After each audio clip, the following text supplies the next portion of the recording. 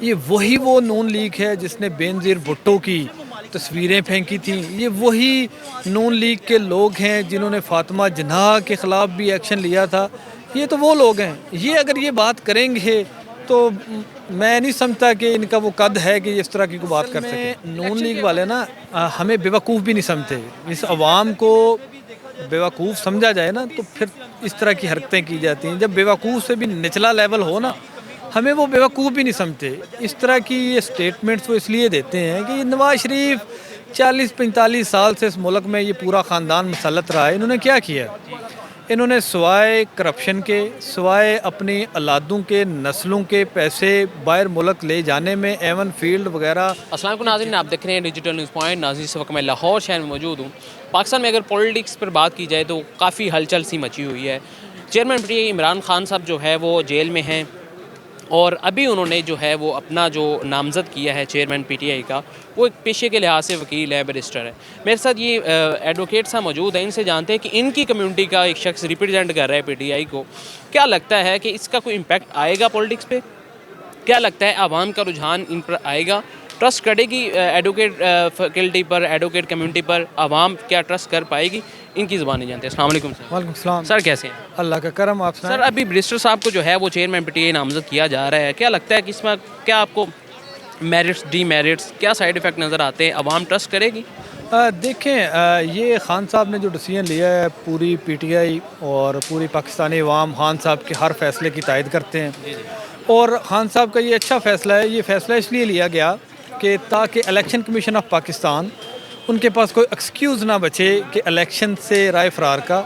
باقی پارٹیز بھی یہی چاہتی ہیں الیکشن سے فرار، کیونکہ وہ مقابلہ نہیں کر سکتے، اس لیے ان پہ جھوٹے کیسز بنا دیے گئے، 200+ جھوٹے کیسز بنائے گئے اور ان کو تاکہ باہر رکھا جائے۔ لیکن وہ لوگوں کے دلوں میں بستا ہے۔ ہر باشعور انسان، میں باشعور اور پڑھا لکھا جو بھی اس ملک میں ہے، وہ عمران خان کا ووٹر ہے، سپورٹر ہے۔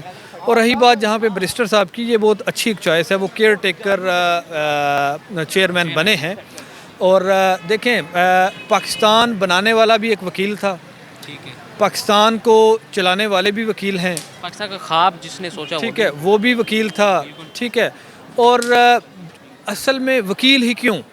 یہ کوشچن اس لیے کیونکہ جب آپ اپنا رائٹس جانتے ہیں، آپ کو اپنے آئینی حقوق کا وکیلوں کو پتہ ہوتا ہے، وہ انہیں پتہ ہے کہ ہمارے ساتھ کوئی زیادتی نہیں کر سکے گا، اور وہ پھر کسی سے ڈرتے نہیں ہیں۔ وکیل اپنے رائٹس کے لیے، اپنے تو چلیں رائٹس کے لیے وہ لڑتے ہی ہیں، لیکن وہ عوام کے رائٹس کے لیے بھی وہ پوری طرح دلیری سے فرنٹ فٹ پہ آ کے لڑتے ہیں۔ اس کی کافی ساری مثالیں ہیں، اور اس لیے یہ ایک اچھی چوائس ہے۔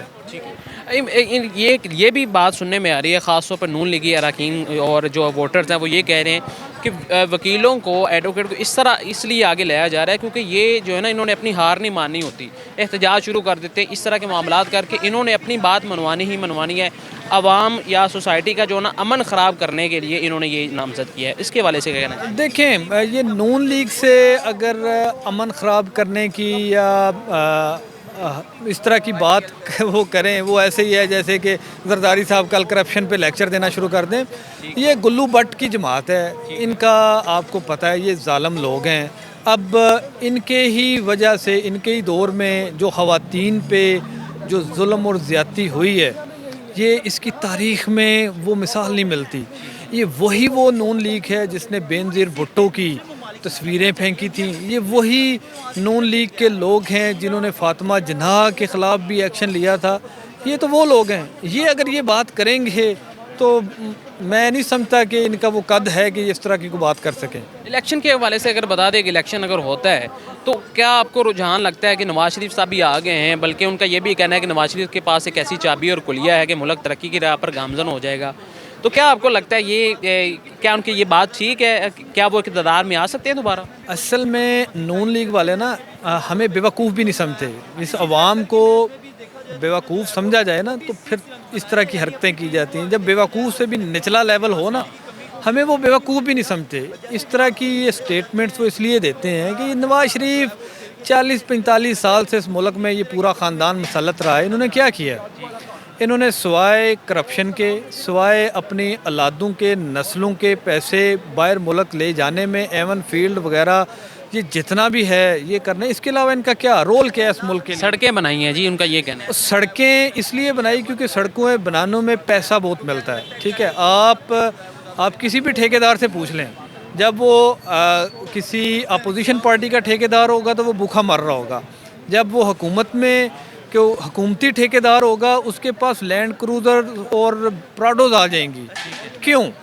کیونکہ آپ کو پتہ ہے جو مٹیریل یوز ہوتا ہے، ٹھیک ہے، وہ انٹرنیشنل لیول کا نہیں ہے۔ یہ سڑک سے جتنا پیسہ بنتا ہے نا، اور پھر یہ سڑکیں بھی ان کا وتیرہ کیا ہے، یہ سڑکیں کہاں پہ بناتے ہیں؟ پہلے یہ پراپرٹیز خریدتے ہیں، زمین خریدیں گے، پھر اس زمین کے قریب سے سڑک نکالیں گے، پھر ڈبل پیسہ کمائیں گے۔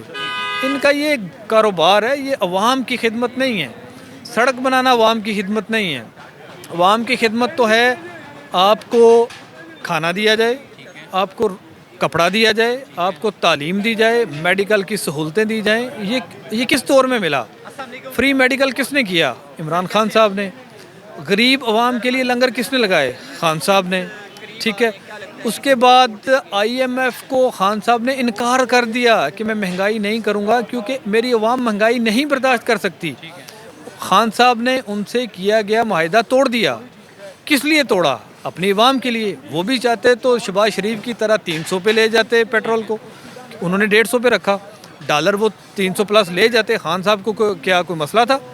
لیکن انہوں نے اپنی عوام کے لیے آئی ایم ایف کے سامنے سٹینڈ کیا۔ انہوں نے کہا جی میں اپنی غریب عوام کو، جو پہلے ہی بہت غریب ہے، پسی ہوئی ہے، پچھلے 75 سال سے یہ لوگ ان کے ہڈیوں سے گوشت بھی اتار کے کھا گئے ہیں، ان کو میں مزید بوجھ نہیں ڈال سکتا، ٹھیک ہے۔ لیکن یہ جو چور اچکے ہیں یہ دوبارہ ملک میں آ گئے ہیں۔ پہلے یہ 16 ماہ انہوں نے کٹھے لگائے ہیں، اب دونوں آپس میں لڑ رہے ہیں اور ایک دوسرے کو وہ گالیاں دے رہے ہیں۔ مطلب وہی وتیرہ، وہی نورا کشتی دوبارہ سے شروع ہو گئی ہے۔ آپ کو نہیں لگتا لوگوں کا بھی یہ خیال ہے اور یہ سننے میں بھی آ رہا ہے کہ بلاول بھٹو اگلے وزیر اعظم ہو سکتے ہیں؟ اس کے بارے میں کیا کہنا چاہیں گے؟ ہاں، یہ پیپلز پارٹی تو یہی چاہتی ہے، لیکن آپ کو لگتا ہے کہ وہ ہوں گے؟ مجھے تو نہیں لگتا ظاہر بات۔ تو مجھے بھی نہیں لگتا۔ یوتھ کو، کیونکہ یوتھ ہی ایسی ہے جو انقلاب لا سکتی ہے، یوتھ کو کیا پیغام دینا چاہیں گے؟ یوتھ کو یہی پیغام ہے جی کہ اپنے آئینی حقوق جو فنڈامنٹل رائٹس ہیں ان کے لیے اب سٹینڈ لیں، ٹھیک ہے۔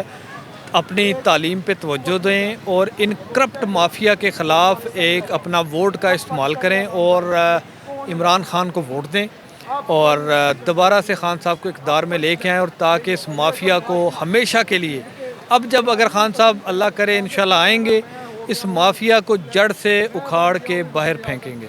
بہت شکریہ جی۔ ناظرین، آپ نے شہری کی بات سنی کہ کس طرح یہ آمرانہ نظام اور اس طرح کے کرپٹڈ نظام کو ختم کرنے میں عمران خان نے کس طرح کا کلیدی کردار ادا کیا۔ نوجوانوں کو ان کا یہ پیغام ہے کہ اپنا جو آئینی حق ہے ووٹ، وہ استعمال کرتے ہوئے یہ کرپٹ سسٹم کو ختم کر دیں، جڑ سے ختم کرنے کی کوشش کریں اور اپنا ووٹ جو ہے وہ عمران خان یا پی ٹی آئی کو جو ہے عمران پر ووٹ دیں۔ آپ کی کیا رائے ہے کمنٹ سیکشن میں ضرور بتائیے گا۔